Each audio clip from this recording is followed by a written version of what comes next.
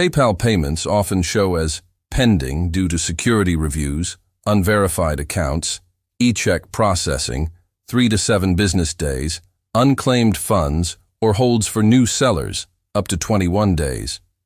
As of 2025, most resolve automatically, but proactive steps speed it up. Check status in your PayPal app or dashboard under Activity. Verify your account. Log into PayPal.com, wallet, link, and confirm a bank or card via microdeposits, 1 to 2 days. This removes holds and boosts limits. Claim unclaimed payments. If sent to an unregistered email or phone, recipient logs in or creates account, activity, accept. Sender, resend to verify details. Check funding source. For e-checks and bank transfers, wait 3 to 7 days, or switch to instant transfer, 1% fee, debit card. Ensure sufficient balance. Resolve, holds. For sellers, upload tracking and shipping proof via email notification. An important message about your PayPal balance.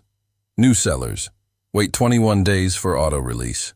Contact support. If over 7 days, chat or call 1-888-221-1161 or message via Resolution Center. Provide transaction ID.